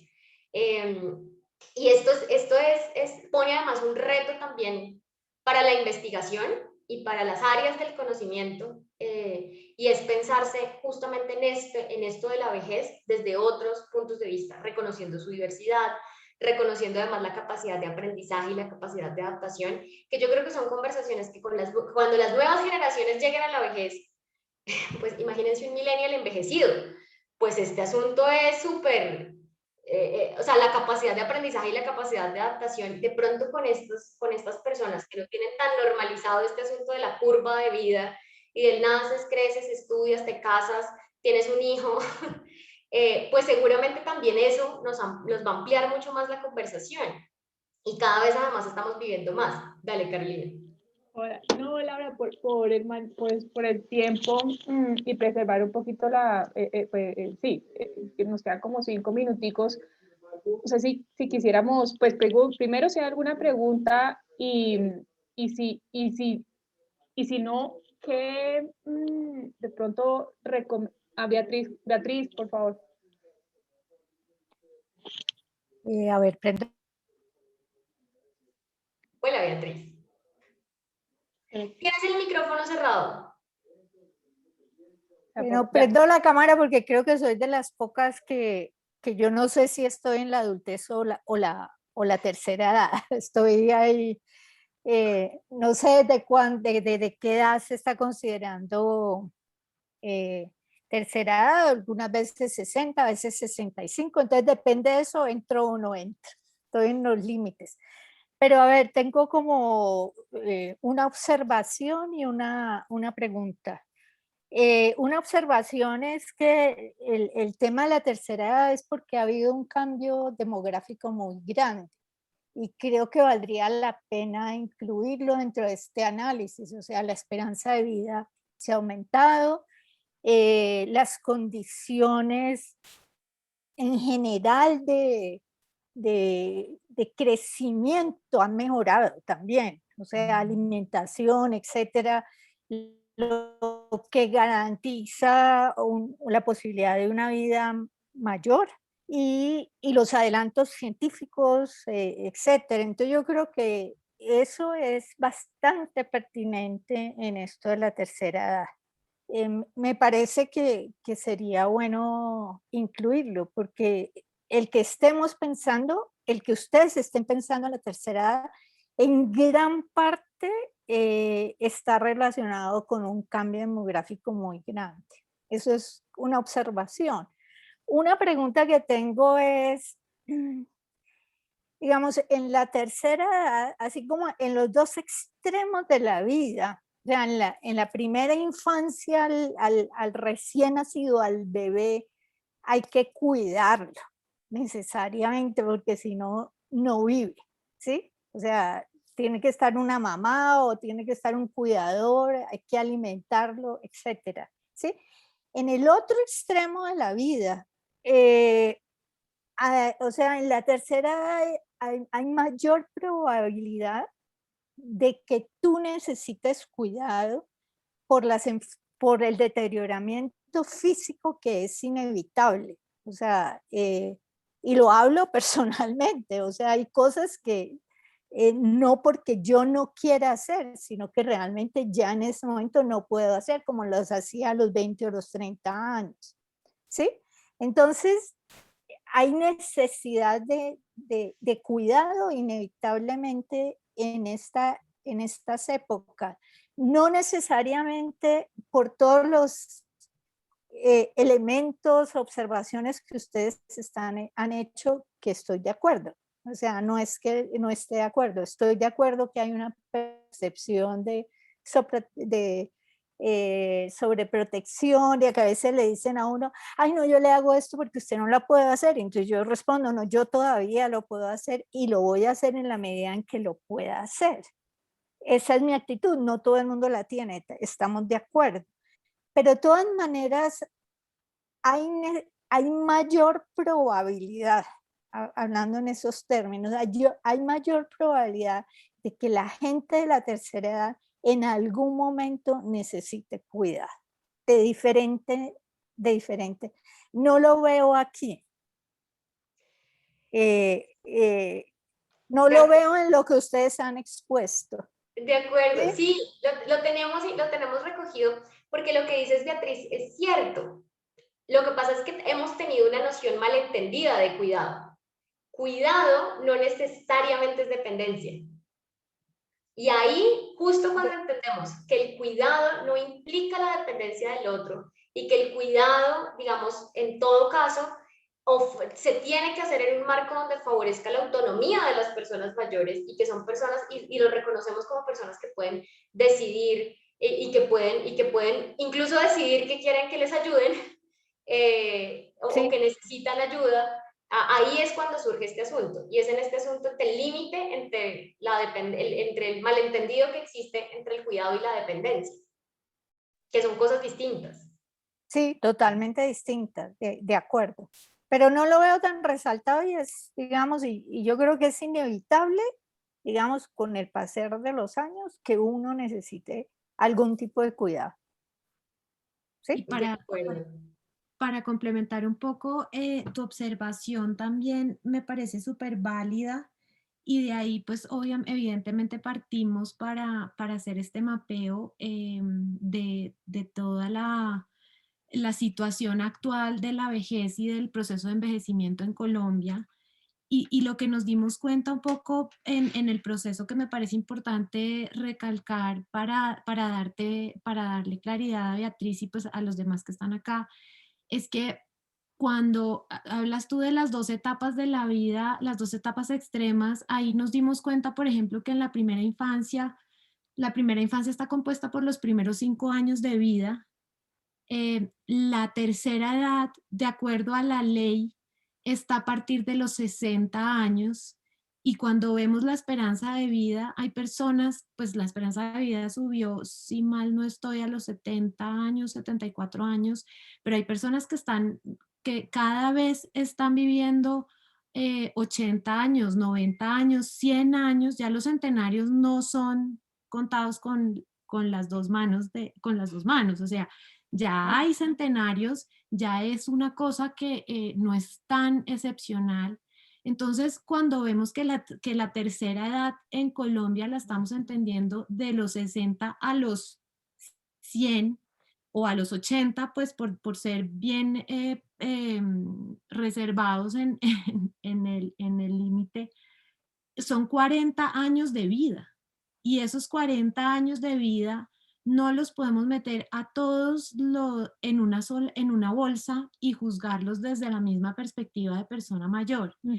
Ahí lo que encontramos, no solamente en términos de cuidado, sino en términos de muchos temas que se relacionan con la tercera edad, es que no hay conocimiento, no hay documentación, hay muy pocos estudios donde podemos identificar qué pasa o sea, qué etapas tiene la tercera edad, si desde los 60 a los 70 años es una etapa, y desde los 70 a los 80 y de los 80 a los 100, en qué momento se requiere más cuidado.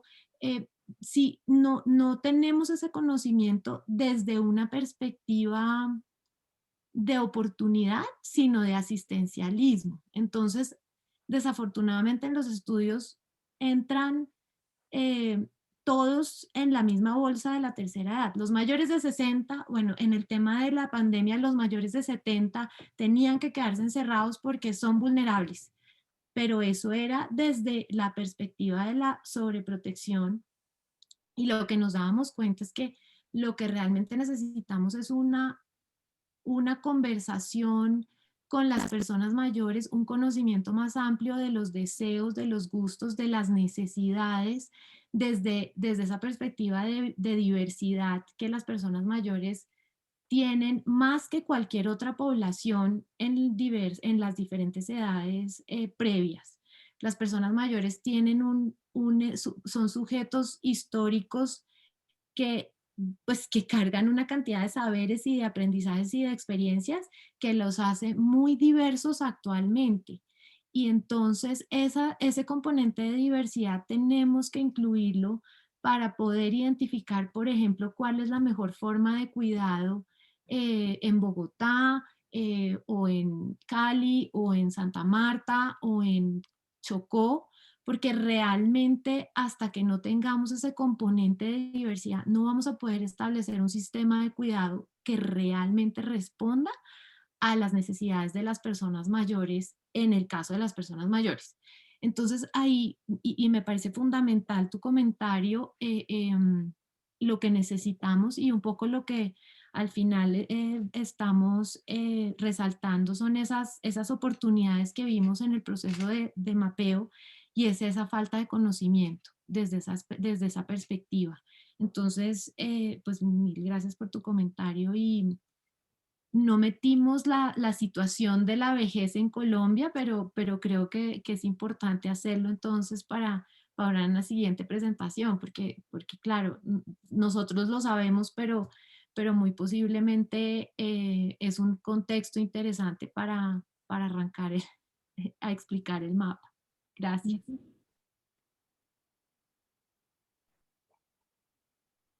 Sigue, Beatriz. No, estaba tratando de bajar la Baja la mano, manito. pero ya no sé cómo se baja. No te preocupes. Problemas de la tercera edad. No, eso nos pasa a todos. Eso nos pasa a todos. Zoom. Eso también justo fue algo que encontramos. A veces parece que otorgamos explicaciones a las cosas que nos suceden en el cotidiano, o cuando estamos ante otra persona, la explicamos siempre o por la edad, porque es muy mayor o porque es menor, o entonces es porque la vejez, o es porque está muy biche todavía, o es que es muy inmadura y es muy joven para entender. Y utilizamos casi que la edad también para juzgar frente a las expectativas que tenemos de lo que debería pasar o no pasar en ciertas etapas. Y eso, por ejemplo, es un automático cultural que tenemos, sobre el que deberíamos empezar a trabajar. Las cosas no nos suceden porque somos viejos o porque somos jóvenes. Hay muchas otras explicaciones, solamente que cuando solemos utilizar la edad como una categoría explicativa para explicar lo que nos pasa.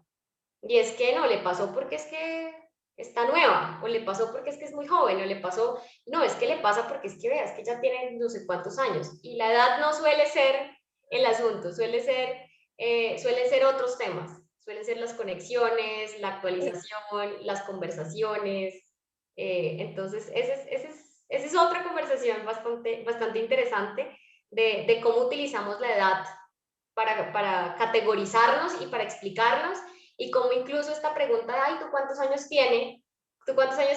Es una pregunta desde la que nos hemos acostumbrado a relacionarnos, y casi que preguntándole la edad al otro, podemos configurar más o menos esta persona en qué está, en qué anda, o cómo se mueve, pero es una pregunta que incluso uno no debería hacer, porque la edad no explica mucho en realidad acerca de alguien. Explica mucho más si le preguntas, si quieres, en qué época nació, cuál es su año de nacimiento. Y son dos preguntas que parece que van a lo mismo, pero que son cosas bien distintas. Saber que naciste en el 60, en el 70, en el 50, en el 80, pues sí hace la diferencia.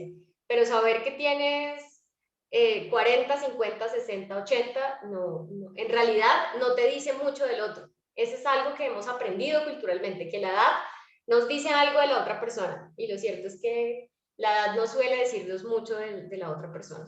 Solamente es algo que preguntamos para tener la sensación de que podemos explicar, pero justo cuando la preguntamos, lo que hacemos en nuestra cabeza es una comparación de, uy, tiene 40, uy, no tiene hijos, uy, pucha, ¿cómo así que no tiene hijos a los 40? La dejó en 30. O sea, es un automático que pasa por nuestras cabezas, que es un escáner cuando le preguntamos a alguien más cuántos años tiene, que es algo de lo que no hablamos mucho. O sea, nadie habla de lo que pasa en su cabeza cuando le pregunta la edad a otra persona, pero básicamente así funciona. Uno pregunta la edad tratando de explicarse quién es el otro y lo que termina haciendo es justamente alimentando el automático cultural de la expectativa de lo que yo tengo. Entonces, una recomendación, no pregunten la edad.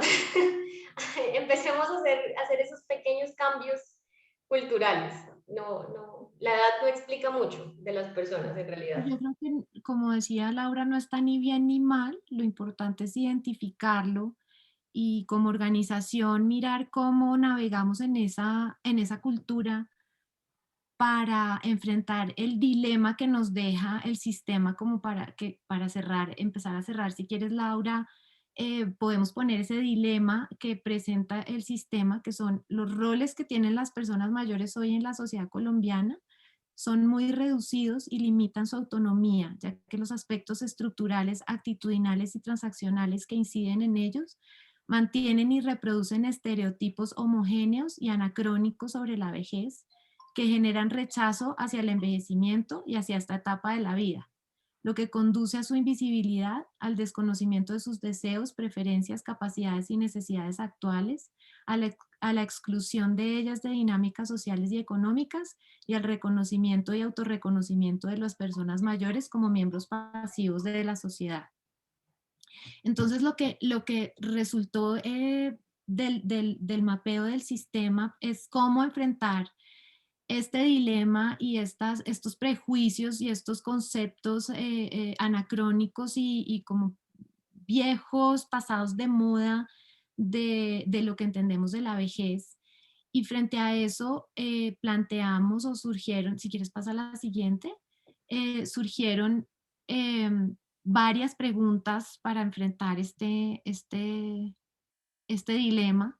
Se identificaron 20 oportunidades de transformación del sistema donde podíamos incidir y con base en los intereses y los recursos de las organizaciones participantes se priorizaron 4 donde se profundizaron en la estrategia y se hicieron visibles las conexiones entre los roles que desempeñan las organizaciones que participamos y el sistema actual. O sea, somos un poco más conscientes de cómo estamos en ese sistema. Se identificaron los riesgos o efectos de rebote de ciertas acciones o posibles soluciones y se facilitó que los participantes reconocieran los efectos intencionados o no de las acciones que adelantan, comprendieran la forma en que sus acciones posibilitan o inhiben el funcionamiento ideal del sistema. Creo que de esto ya lo habló Laura dentro de lo que explicó en los hallazgos del sistema.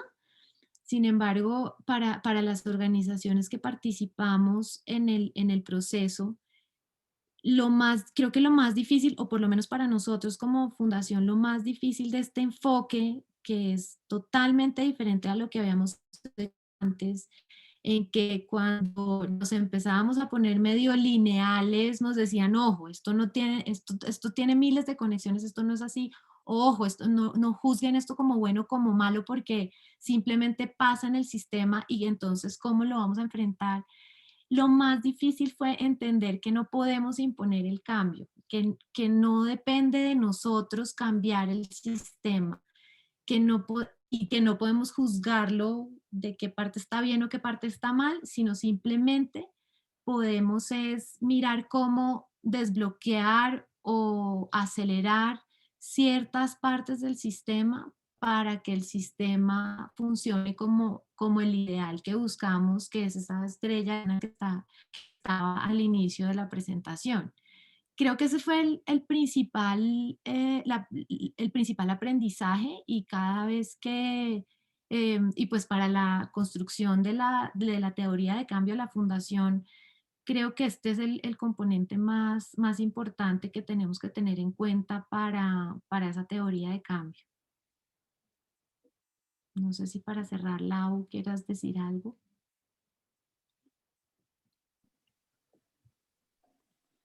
Gracias. Unas personas se tuvieron que retirar, pero todo el mundo está encantado con el proceso, con la presentación y les vamos a mandar a todos pues esta información y la otra nuevamente para los que no lo hayan podido ver.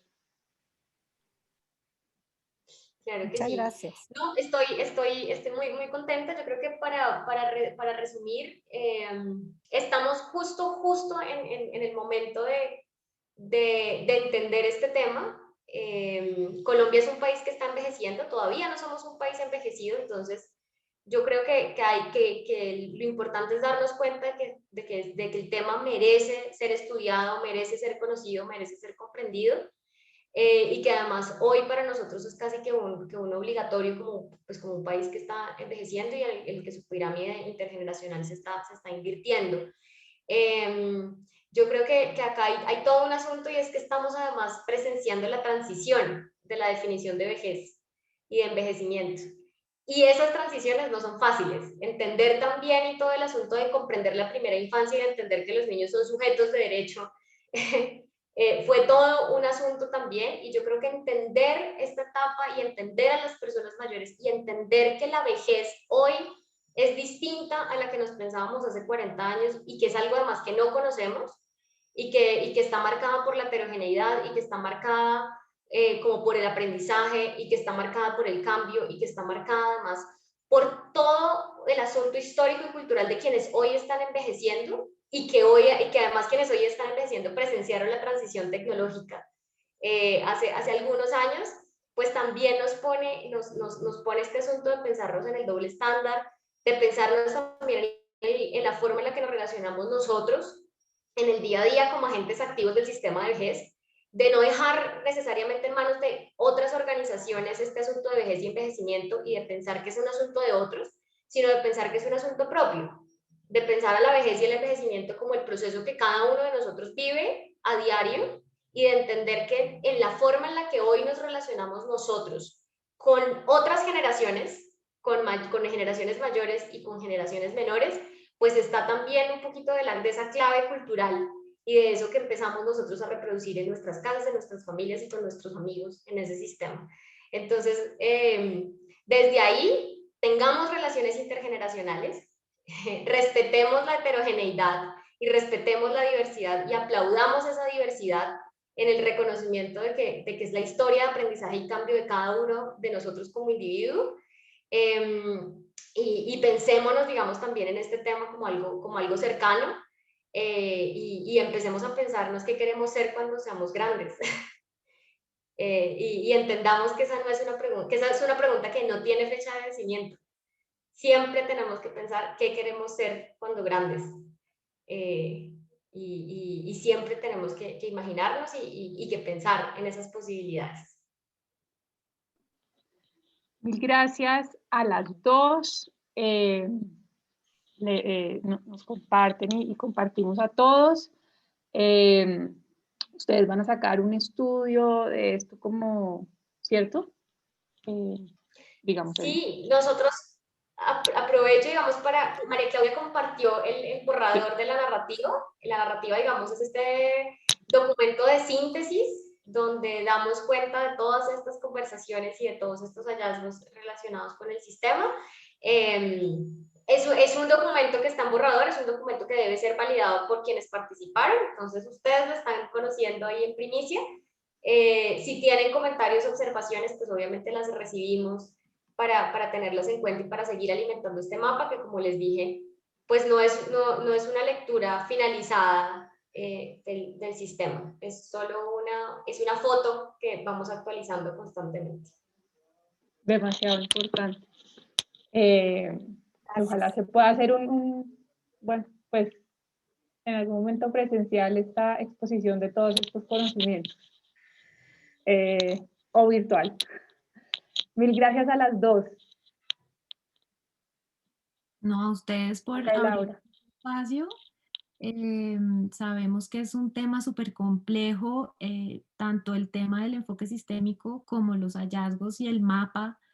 Y como es tan nuevo, pues no es fácil de digerir. Esperamos que haya sido claro y por eso también mandamos todos los documentos de referencias para que puedan sentarse con tranquilidad y poderlo entender un poco más en profundidad.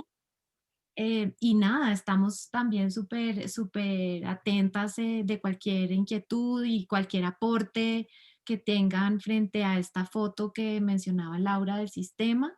Y sí, la idea es seguirlo compartiendo con más organizaciones, con más actores, y no solamente para contarles lo que se identificó, sino también para recoger su percepción frente al tema, si tiene sentido o no, porque pues ese es el factor más enriquecedor de este proceso.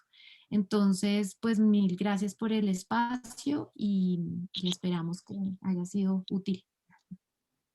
Totalmente. Un abrazo a todas. Muchas gracias. Gracias. Gracias. Chao, chao. Gracias. Muchas gracias. Hasta luego. Gracias, Beatriz. Feliz día. Muy bien.